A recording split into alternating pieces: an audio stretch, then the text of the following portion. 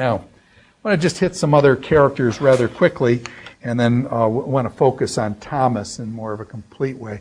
The adulterous pericope, and let me just kind of do this one out of my head to speed things up here. This is in chapter 7:53 to 8:11, so it's basically the early part of chapter 8. There's this pericope, this story about the woman caught in adultery. You remember the Pharisees and things bring this woman who's been caught in adultery. They bring her up to Jesus and said, Jesus, Moses in the law said this woman's caught in adultery, she should be stoned. What do you say, Jesus? They're trying to trap him because if Jesus says stone her and kill her, he's going against the Romans because the Romans did not allow for the killing of someone by the Jews themselves. They had to get it through the approval of the Romans. So he would have been opposed. If he says, she should be stoned, then he's going against Rome. If he says she shouldn't be stoned, then he's going against Jewish tradition because they're citing Moses said that she should be stoned. So either way, they've got him. What does Jesus do? Jesus is he always does. He who's perfect, let him cast the first stone. And then Jesus writes something on the ground. And everybody has always imagined what Jesus wrote on the ground. Women that these guys have been shacked up with or something, and all sorts of things that people say Jesus wrote on the ground. But needless to say, Jesus said, the one who's perfect, let him cast the first stone. And then it's interesting, the text says, they all go away, the older to the younger. They all go away, the older to the younger. What's the difference between an old man and a young man?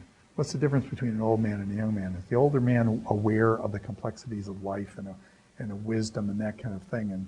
And a young man maybe pick up the stones and be ready to stone her and be really angry and so she's an adulteress, she should die. And he's in the heat of his passion and stuff, and his heat of passion goes to defend the truth and stuff. And an older person realizes, hey, there but for the grace of God go I, or whatever. And so the older people go away. Finally, Jesus is just left with the woman alone. And what the woman looks up and, let me actually read this because I think this is kind of interesting. The interaction between Jesus and the woman. This is in chapter 8. And let me just go down here. And he straightened up and said to them, if any of you is without sin, let him throw the first stone. Again, he stooped down and wrote on the ground. We don't know what that was. But at this, those who heard began to go away one at a time, the older ones first, until Jesus was only left with the woman, still standing there. And Jesus straightened up and asked her, woman, where are they? Where are they? Has no one condemned you? No one, sir, she said. And Jesus makes this comment, and this is a comment that's really hard, I think. Neither do I condemn you. Neither do I condemn you. Has no one condemned you? No one, sir, she said. Neither do I condemn you, Jesus declared. Go now, leave your life of sin. Go now, leave your life of sin. Neither do I condemn you. And some people have said that this passage, basically, is this adulterous woman pericope from chapter 7:53 to 8:11 in that section, just the beginning of chapter 8, that this is not found. And if you look in your NIV Bible, you'll notice lines going right across, chopping out this pericope, that it is not found in some of our best and earliest manuscripts.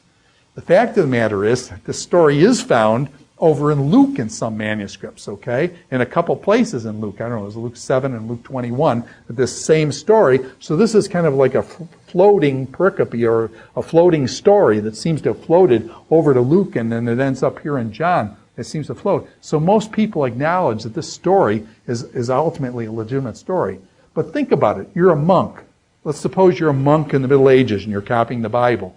And you're sworn to celibacy and poverty.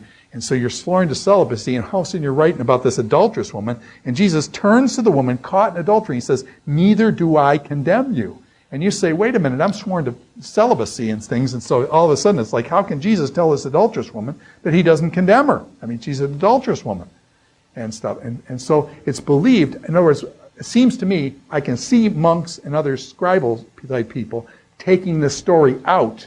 I cannot see scribes putting this story in, because I can't see scribes putting the story in. I can see them taking it out. So what I'm suggesting is this story is legitimate. I think actually putting it in like the NIV does, putting the lines there telling you it's not in our best manuscript, but putting it in because I think it's a legitimate story about Jesus and things. So this is a story of the adulterous woman. neither do I condemn you. And it floated around. It's found in different manuscripts in different places, over in Luke, actually, and things. So that's the story of the adulterous woman and that textual variant that they have there. The blind man, just a beautiful story. This guy, he was born blind. Jesus takes mud pies, sticks them on his eyes, and tells him to go down to the pool of Siloam, all the way down from the Temple Mount down to the pool of Siloam. It was probably, half a mile downhill, wandering through all the things. He's blind and stuff, going with his cane down and getting and washing it off in the pool of Siloam, and then coming back to Jesus. The guy can see. And rather than people being excited that this guy can see, and there's great irony here, the man who can't see sees now that Jesus, and Jesus comes, and the blind man ultimately is led to belief in Jesus. And the blind man now can see, but the Pharisees who can see are blinded because of their own rejection of Jesus. And so you get this play between the blind man seeing and the seeing people not seeing. And anyway, so chapter 9 of John, the blind man, muddy blind man, very interesting story.